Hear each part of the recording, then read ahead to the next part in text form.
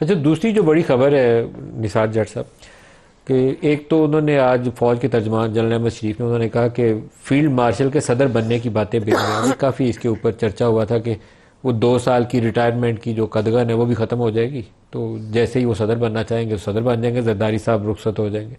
دوسرا جو بڑا جس پہ آج انڈیا میں بڑا واویلا ہے اس کے اوپر کہ ہم مشرق کی جانب سے اپنے حملے کا آغاز کریں گے اگر انڈیا نے دوبارہ حرکت کی، اور انڈیا تیار رہے کہ ہم اسے کہیں پر بھی مار سکتے ہیں۔ آپ کا رد عمل اس بیان کے اوپر؟ جی بالکل، اپنا ملک صاحب میں ایک بات جیسے رانجھا صاحب، تھوڑا سا میں رانجھا صاحب کی بات کو کوٹ کرنا چاہوں گا۔ معذرت کے ساتھ میرے بڑے بھائی ہیں جو اس وقت یہ طے کرنا پڑے گا آپ بڑے ہیں یا وہ بڑے ہیں؟ چلے وہ چھوٹے ان کو چھوٹا کہہ لیتا ہوں۔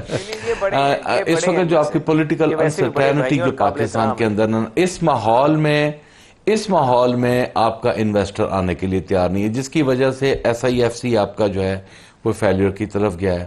یہاں پر بڑی کانفرنسز ہوئی کہ جی عرب ممالک سے ڈیلیگیشنز آئے، انہوں نے کہا جی ہم یہاں پر بڑی انویسٹمنٹ لانا چاہتے ہیں، وہ $100 ارب کی بات ہو رہی تھی، اور وہ نیل بٹن نیل پہ جا کے اب آج بھی کھڑی ہے۔ اور میرا خیال ہے کہ آپ کی پاکستان کی اکانومی جو ہے وہ سکویز ہو گئی ہے، اور اس سکویز اکانومی کے اندر رہتے ہوئے اب آپ جو ہے بالکل ایک عجیب و غریب کی صورتحال میں ہیں، اور آپ کے پاس کوئی ایسا پلان نہیں ہے کہ جو آپ یہ کہہ سکیں کہ ہم اس پلان کے تحت پاکستان کو آگے لے کر جائیں گے۔ دوسری بات، یہاں پر آفٹر وار ہم نے ایک کیمپین لانچ کی کہ جی ہم انڈس واٹر ٹریٹی جو ہے ہم اس کو سب سے پہلے اس پر انڈیا کو لے کر آئیں گے کہ ہم سے بیٹھ کے بات کر رہے ہیں۔ ورلڈ بینک کا جو معاہدہ ہے اس کو آپ کیسے متاثر کر سکتے ہیں، ہم ابھی تک اس میں کچھ بھی نہیں کر سکے۔ یہ مونسون ہے، اس کے بعد آپ کو جو پانی کی شارٹیج ہے اس کا بہت بڑا سامنا کرنا پڑے گا۔ اس کے بعد کشمیر کا جو ایشو ہے، میرا خیال ہے کہ آج تک ہمیں امریکہ تسلی دیتا رہا ہے، آج تک امریکہ نے ہماری اس معاملے پہ کبھی بھی کوئی بھی معاونت نہیں کی، کرے گا بھی نہیں اور کرے گا بھی نہیں۔ مجھے نظر نہیں آ رہا، یہ صرف رام لیلا کہانی ہے۔ انڈیا جانے یو ایس اے جانے، ہمارا معاملہ انڈیا کے ساتھ اپنا ہے، ہماری ان کے ساتھ ایک باؤنڈری وال ہے۔ انڈیا کے معاملے میں ہم خود سولجر ہیں، ہمیں کسی سے سرٹیفکیٹ پاکستان کی محبت کا ہمیں نہیں چاہیے، ہم خود سولجر ہیں۔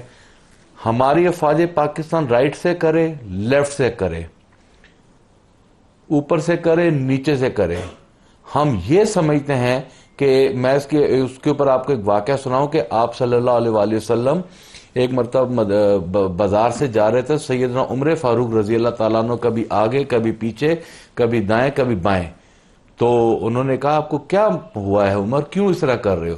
تو انہوں نے کہا جی مجھے ڈر ہے کہ آج دشمن جو ہم پر وار نہ کرے، تو میں کبھی آپ کے آگے جاتا ہوں، کبھی آپ کے پیچھے جاتا ہوں، کبھی دائیں جاتا ہوں کہ وار ہو تو میں آپ کا دفاع کر سکوں۔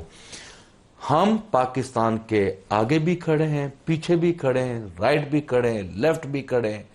انڈیا اگر حماقت کرے گا، ہم انڈیا کو منہ توڑ جواب دیں گے۔ ہم شہادت حاصل کرنے والی قوم ہے، الحمدللہ اللہ تعالیٰ نے ہمیں بڑا حوصلہ دیا ہے، اس معاملے پر کوئی دو رائے نہیں ہے۔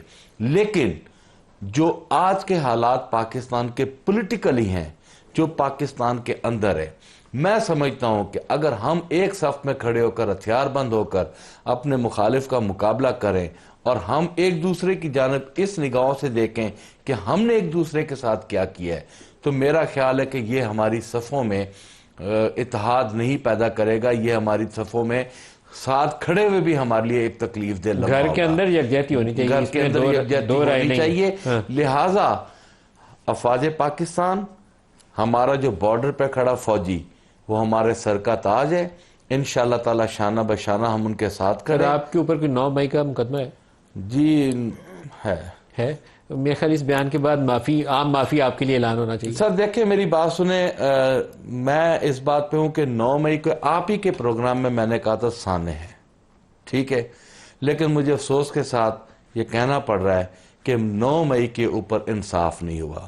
9 مئی سیاسی مقاصد کے لیے استعمال ہوئی، اور یہ جو آج سزائیں ہوئی ہیں یہ صرف انتقام ہے، اس سے زیادہ یہ رانجھا صاحب کی حکومت جو کچھ کر رہی ہے یہ غلط کر رہی ہے رانجھا صاحب، لیکن مجھے نہیں پتا کہ ان کی حکومت کیسے کرے گی۔